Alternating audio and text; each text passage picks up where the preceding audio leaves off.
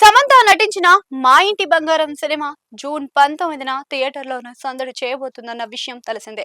ఒకే రోజులో ఏకంగా 40 ఇంటర్వ్యూలు ఇచ్చి సినిమాను జనంలోకి తీసుకెళ్లడంలో ఆమె సక్సెస్ అయింది. రిలీజ్ డేట్ దగ్గర పడడంతో ఈ భారీ ప్రమోషన్స్ వల్ల అడ్వాన్స్ బుకింగ్స్ కు కూడా మంచి బజ్ క్రియేట్ అయింది.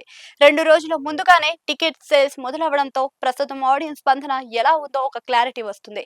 ప్రస్తుతం అడ్వాన్స్ బుకింగ్స్ ట్రెండ్ చేస్తూ ఉంటే ప్రధాన నగరాల్లోని మల్టీప్లెక్స్ థియేటర్లోని సమంత క్రేజ్ బాగానే పనిచేస్తున్నట్లుగా అర్థమవుతుంది.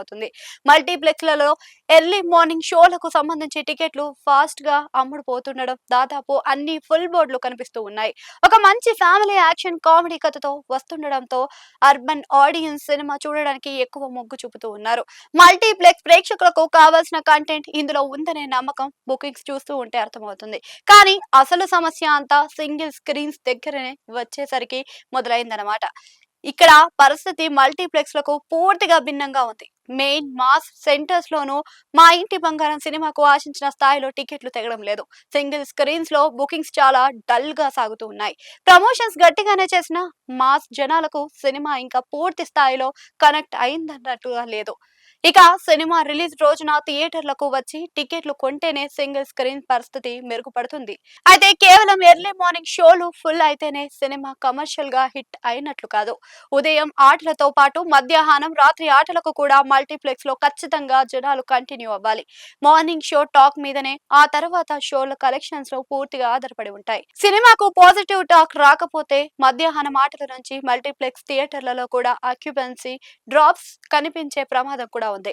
బాక్స్ ఆఫీస్ దగ్గర సమంతకు ఇప్పుడున్న అతిపెద్ద ప్లస్ పాయింట్ ఏమిటి అంటే ఎలాంటి గట్టి పోటీ లేకపోవడం.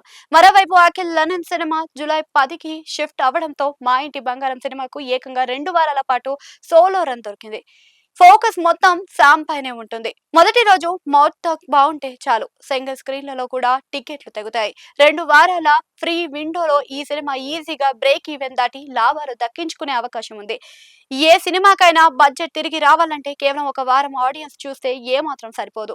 ప్రమోషన్స్ తో మల్టీప్లెక్స్ ఆడియన్స్ ను లాగేయడంలో సక్సెస్ అయిన లాంగ్ రన్ లో సింగిల్ స్క్రీన్స్ కూడా ఖచ్చితంగా నిలబడాలి.